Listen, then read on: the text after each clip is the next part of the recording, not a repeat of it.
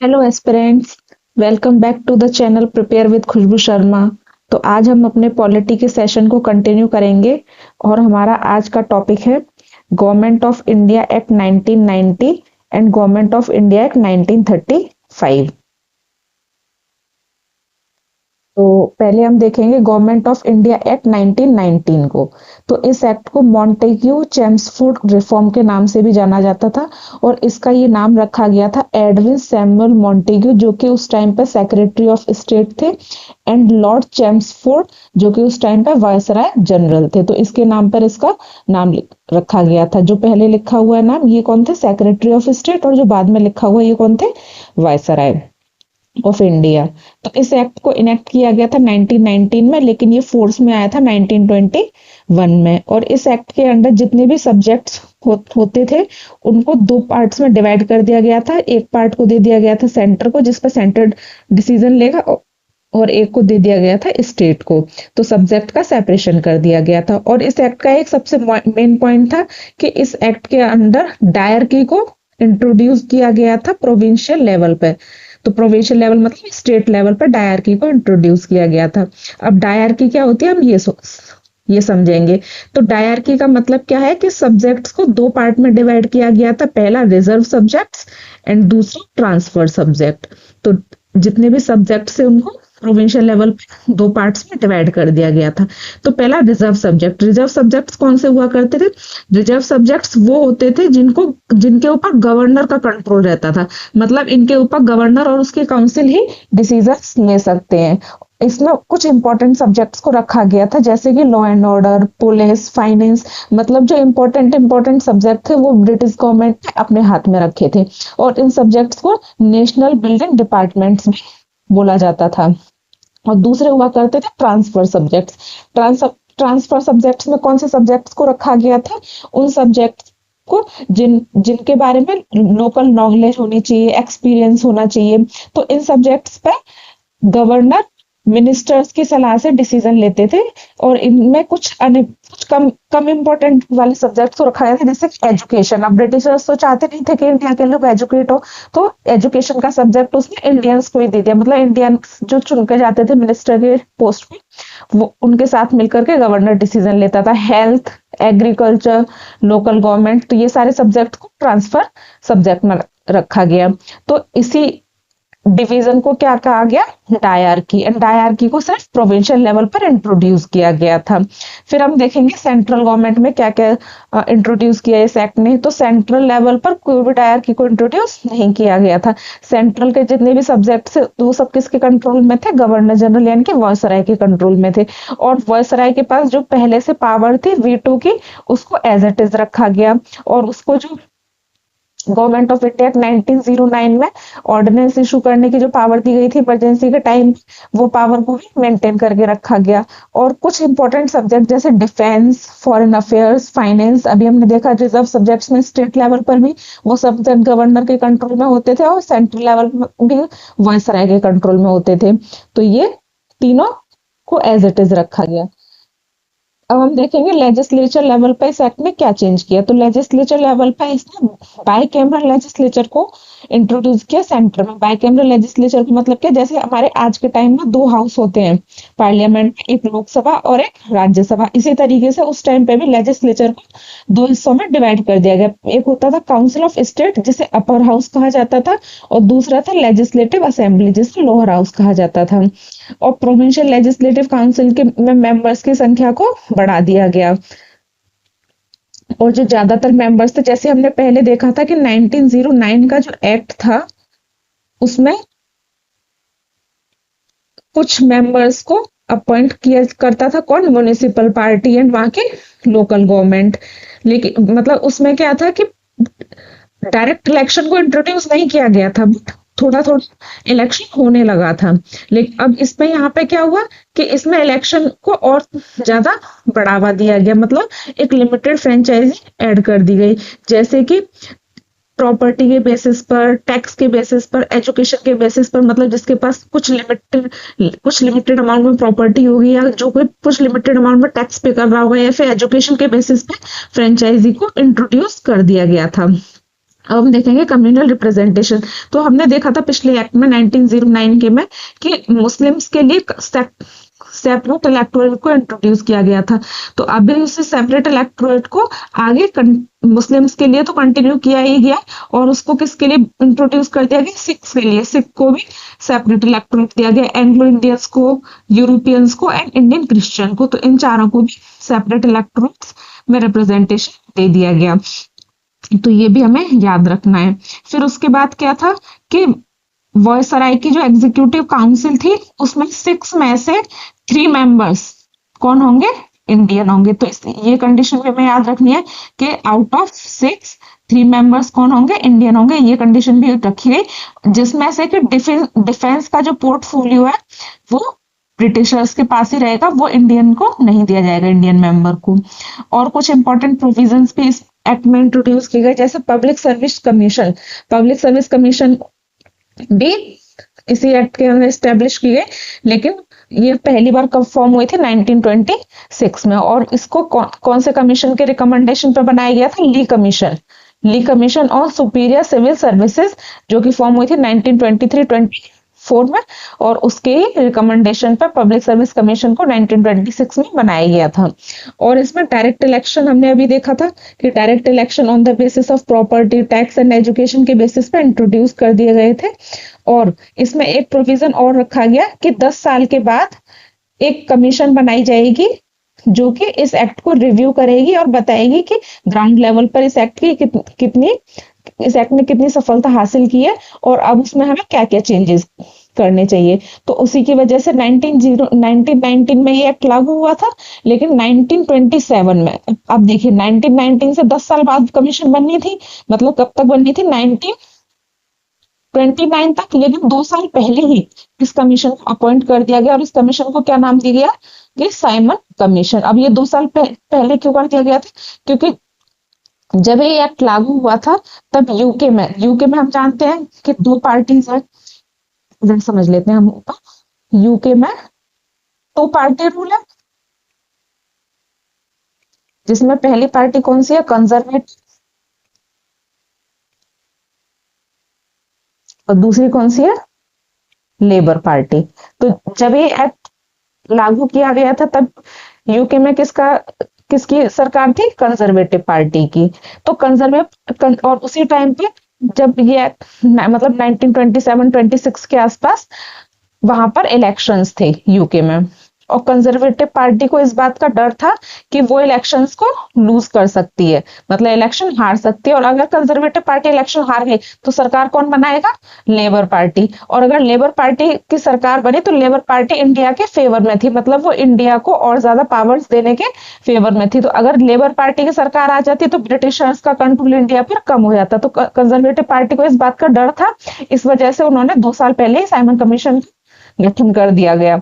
अब Simon commission के बारे में हम देखेंगे, उससे पहले कुछ क्वेश्चन सॉल्व कर लेते हैं। तो हमारा पहला क्वेश्चन है, consider the following statement regarding the government of India act 1990। तो गवर्नमेंट ऑफ इंडिया एक्ट 1919 के रिगार्डिंग देखेंगे। It introduce dyarchy in the provinces. तो हमने देखा कि इस एक्ट ने डायरकी को इंट्रोड्यूस कर दिया था प्रोविंशियल लेवल पर, तो ये स्टेटमेंट क्या हो गया, करेक्ट हो गया। Second, it provided for bicameralism at the centre. तो ये भी हमने देखा कि 2 houses, upper house and lower house बनाए गए थे सेंट्रल लेवल पर, तो ये भी स्टेटमेंट करेक्ट हो जाएगा। Now next statement, it introduce communal representation for Sikh. तो हमने ये भी देखा कि कम्युनल रिप्रेजेंटेशन किस किस को दिया गया था, सिख को, एंग्लो इंडियंस को, यूरोपियन को और इंडियन क्रिश्चियंस को, तो ये भी करेक्ट हो जाएगा।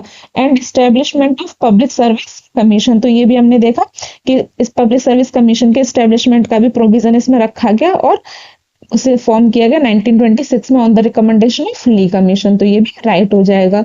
Devolution of legislative authority by the centre to the provinces, तो ये भी हमने देखा कि जितने भी सब्जेक्ट्स होते थे उनको स्टेट और प्रोविंसेस में डिवाइड कर दिया गया था। मतलब कि कुछ सब्जेक्ट लेजिस्लेटिव असेंबली को, मतलब प्रोविंशियल लेजिस्लेटिव असेंबली को दे दिए गए थे, तो ये भी राइट हो जाएगा। तो हमारे 5 स्टेटमेंट राइट हो जाएंगे। तो करेक्ट आंसर क्या हो जाएगा, सी 1 2 3 4 and 5। Now the government of India act of 1990 clearly defined, मतलब 1990 का एक्ट किस चीज को क्लियरली डिफाइन करता है? The separation of power between judiciary and legislature. तो ये रॉन्ग हो जाएगा। हमने देखा कि 1990 के एक्ट में ऐसा कोई भी प्रोविजन नहीं था जो कि जुडिशियरी और लेजिस्लेचर की पावर्स को सेपरेट करे और उन्हें डिफाइन करे।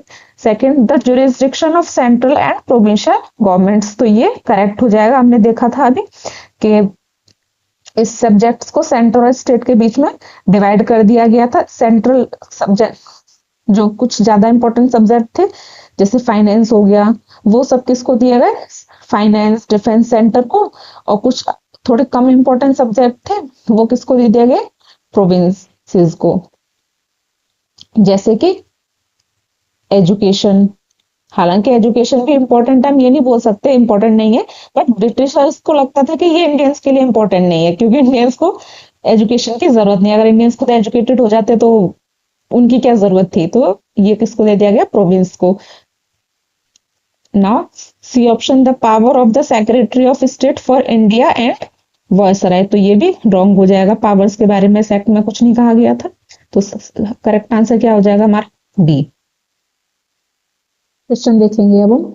In the government of India act 1990 the functions of provincial government were divided into reserved and transferred subject. तो हमने अभी देखा था कि प्रोविंशियल लेवल पर सब्जेक्ट्स को दो हिस्से में डिवाइड कर दिया गया था, reserve subject and transfer subject. Which of the following were treated as reserve subject? Reserve subject कौन से होते थे? वो सब्जेक्ट जिन पर गवर्नर का कंट्रोल होगा और इसमें वो सब्जेक्ट्स को रखा जाएगा जो उनके लिए ज्यादा इंपॉर्टेंट होंगे। जैसे एडमिनिस्ट्रेशन ऑफ जस्टिस। तो एडमिनिस्ट्रेशन ऑफ जस्टिस पे ब्रिटिशर्स का ज्यादा कंट्रोल था एंड गवर्नर ही इस पर डिसीजन ले सकता था। तो इसको किस में रखा गया? रिजर्व सब्जेक्ट में। Local self government. तो लोकल सेल्फ गवर्नमेंट के लिए हमने देखा कि इसके लिए लोकल की नॉलेज होना और एक्सपीरियंस होना जरूरी है। तो ये इंडियन मिनिस्टर्स के कंट्रोल में थे, मतलब इंडियन मिनिस्टर्स की भी इस पर राय ली जाएगी। तो इसको इसमें रखा गया ट्रांसफर सब्जेक्ट्स में। ये किस में रखे गए? ट्रांसफर सब्जेक्ट्स में। Now land revenue. तो रेवेन्यू तो सबसे इंपॉर्टेंट चीज है, इसको किस में रखा गया? रिजर्व सब्जेक्ट में। एंड पुलिस भी इंपॉर्टेंट है तो इसे रिजर्व सब्जेक्ट में।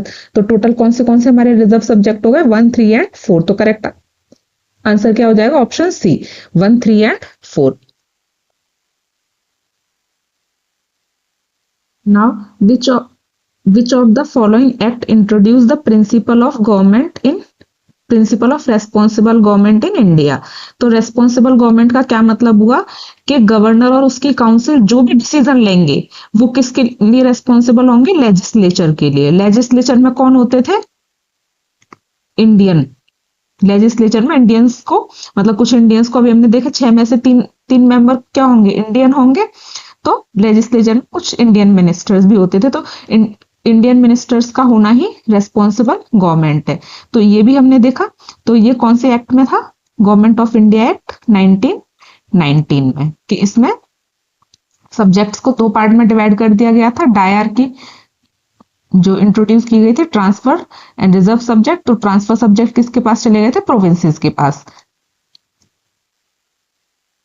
Dyarchy in provinces, it is the first step towards the responsible government. Now recommendation of Simon commission. तो हमने देखा था कि ब्रिटिश गवर्नमेंट ने 1927 में साइमन कमीशन बनाया था जिसमें कि सारे के सारे ब्रिटिशर्स को रखा था उन्होंने, और एक भी इंडियन मेंबर नहीं था। इसीलिए इंडिया में इसका काफी प्रोटेस्ट भी हुआ और साइमन गो बैक के नारे लगे। इसके बारे में और डिटेल में हम पढ़ेंगे हिस्ट्री में। हिस्ट्री का भी लेक्चर लेके आऊंगी मैं आप लोगों के लिए जिसमें कि हम साइमन कमीशन के बारे में पढ़ेंगे। अभी हम इस साइमन कमीशन के मेजर रिकमेंडेशंस को देखेंगे सिर्फ। तो साइमन कमीशन ने डायरकी के बारे में क्या कहा कि डायरकी को प्रोविंशियल लेवल पर अबॉलिश कर देना चाहिए। एंड इसने क्या कहा कि एक फेडरेशन बनाना चाहिए हमें इंडिया का जिसमें कि सिर्फ ब्रिटिश प्रोविंसेस ही नहीं रहेंगी बल्कि प्रिंसली स्टेट्स भी रहेंगे। एंड तीसरा क्या बोला कि जो कम्युनल इलेक्टोरेट दिया गया है उसको कंटिन्यू रखना चाहिए। ये 3 मेजर रिकमेंडेशंस थे साइमन कमीशन के, और हमें इन्हें ध्यान रखना है कि अब इसी के बाद फिर हम देखेंगे कि साइमन कमीशन के बाद राउंड टेबल कॉन्फ्रेंसेस हुई थी।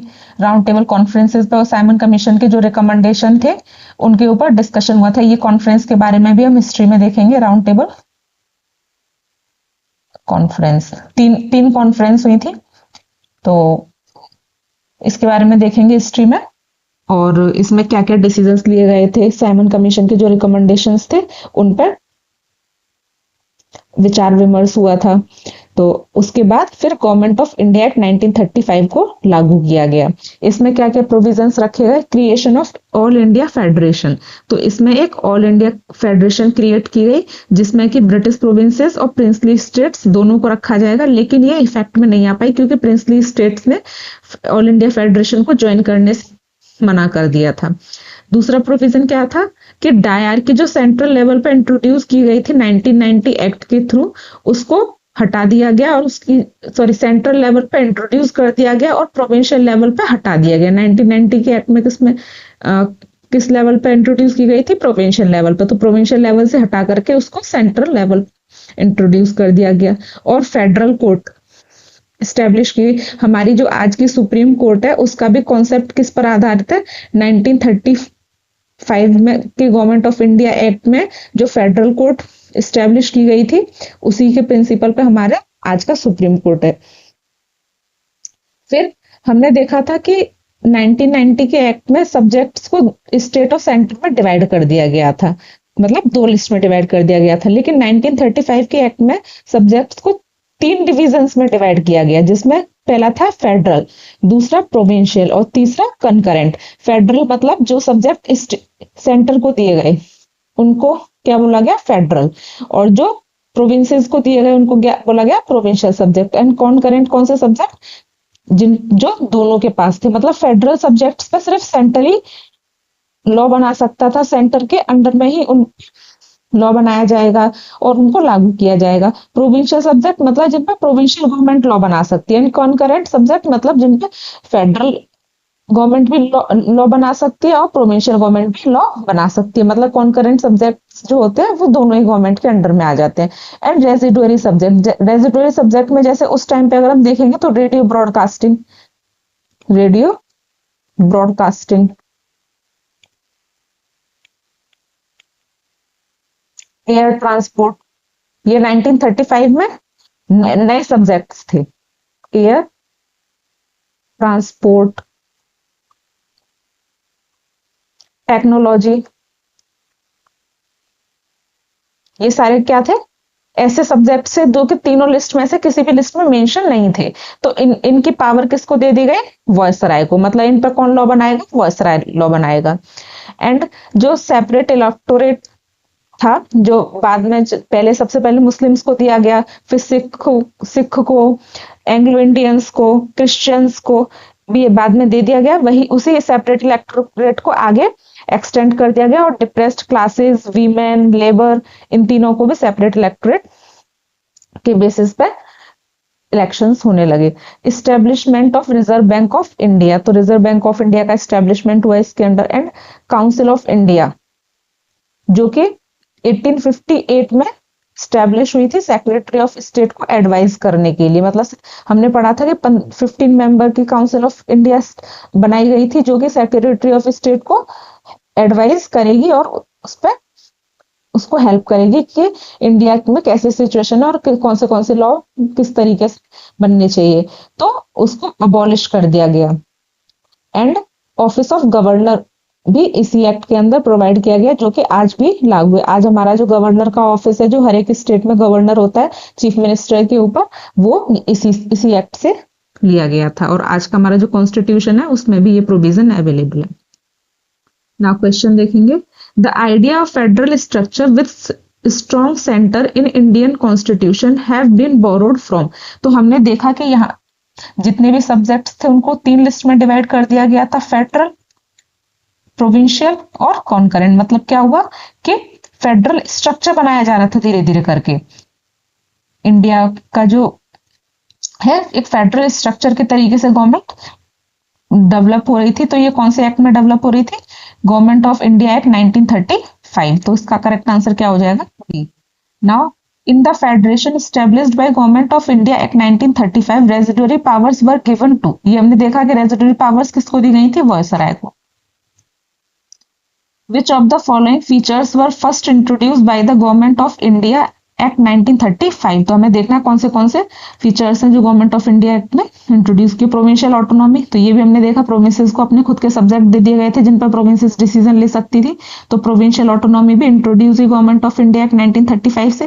फेडरल कोर्ट, ये भी हमने अभी देखा कि फेडरल कोर्ट को भी इंट्रोड्यूस किया गया था गवर्नमेंट ऑफ इंडिया एक्ट से. फिर रिजर्व बैंक ऑफ इंडिया का भी स्टैब्लिशमेंट हुआ था गवर्नमेंट ऑफ इंडिया एक्ट से. Now directly at centre,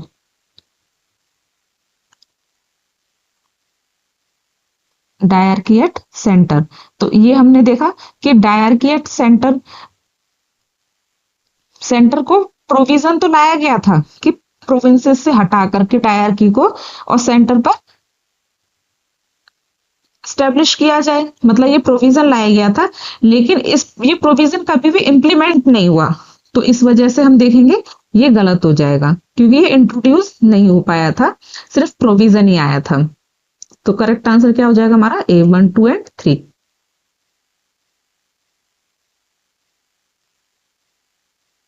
Now, with reference to the Government of India Act 1935, consider the following statement. It provided for the establishment of an All India Federation. तो ये देखा हमने all India federation बनाई गई जिसमें British provinces and princely state दोनों को member बनाया जाना था. लेकिन ये इफेक्ट में नहीं आ पाया था क्योंकि प्रिंसली स्टेट्स ने इसे ज्वाइन करने से मना कर दिया था. It introduce responsible government at the centre. तो ये स्टेटमेंट हमारा रॉन्ग हो जाएगा क्योंकि हमने देखा कि जो भी इंपॉर्टेंट सब्जेक्ट्स थे जैसे कि डिफेंस हो गया, डिफेंस, एक्सटर्नल अफेयर्स, रिवेन्यू, ये सब अभी भी किसके अंडर था, ये सब गवर्नर के अंडर था, मीन्स वॉयसराय, जो बाद में वॉयसराय हो गया था, वॉयसराय के कंट्रोल में थे ये सारे सब्जेक्ट्स. तो रेस्पॉन्सिबल गवर्नमेंट तो नहीं बनी. रेस्पॉन्सिबल गवर्नमेंट का मतलब क्या हुआ कि जहां पर एग्जीक्यूटिव लेजिस्लेचर को जवाबदेही है और जो भी वो लॉ बना रहे हैं वो उन्हें लेजिस्लेचर के डिसीजन से और उनकी दिशा निर्देश से ही बनाएंगे. तो रेस्पॉन्सिबल गवर्नमेंट इंट्रोड्यूस नहीं हो पाई थी क्योंकि सब्जेक्ट्स अभी भी जो मेन सब्जेक्ट थे वो वॉयसराय के कंट्रोल में थे. तो ये रॉन्ग हो गया. It abolish dyarchy in the provinces, तो ये करेक्ट हो जाएगा. प्रोविंसेस से डायरकी को हटा करके सेंटर में डायरकी को रखने का, डायरकी को लागू करने का प्रोविजन दिया गया था. तो करेक्ट आंसर क्या हो जाएगा, 1 एंड 3 ओनली. ये हम यहाँ पे इसका एक्सप्लेनेशन देख सकते हैं. Now, which one of the following provision was not made by the Government of India Act 1935? तो कौन सा प्रोविजन, यहाँ पे हमें ध्यान रखना नॉट पूछा है, not made by the government of India. तो फेडरल कोर्ट का तो था, तो फेडरल कोर्ट ये राइट हो जाएगा, मतलब ये ऑप्शन रॉन्ग हो जाएगा क्योंकि ये प्रोविजन था. रिजर्व बैंक ऑफ इंडिया, ये भी रॉन्ग हो जाएगा क्योंकि रिजर्व बैंक ऑफ इंडिया का एस्टेब्लिशमेंट भी गवर्नमेंट ऑफ इंडिया एक्ट 1935 में हुआ था. प्रोविंशियल ऑटोनॉमी, ये भी करेक्ट हो जाएगा क्योंकि सब स्टेट और सेंटर के बीच में सब्जेक्ट सेपरेट कर दिए गए थे और प्रोविंसेस को अपने अपने सब्जेक्ट दे दिए गए थे जिन पर प्रोविंसेस डिसीजन ले सकती थी. डायरकी इन द प्रोविंसेस, ये राइट हो जाएगा क्योंकि डायरकी प्रोविंसेस से हटा दी गई थी 1935 के एक्ट में, ना कि इंट्रोड्यूस की गई थी. तो इसी के साथ हमारा आज का सेशन खत्म होता है. इस सेशन की पीडीएफ डाउनलोड करने के लिए आप टेलीग्राम डाउनलोड करें और यहाँ से स्कैन करके या फिर डिस्क्रिप्शन बॉक्स में दी गई लिंक पर क्लिक करके टेलीग्राम ग्रुप से पीडीएफ डाउनलोड कर सकते हैं आप. इसी के साथ अब मिलते हैं हम नेक्स्ट सेक्शन में. अगर आपको ये वीडियो पसंद आया हो तो चैनल को लाइक, शेयर, सब्सक्राइब करना ना भूलें. Thank you. जय हिंद.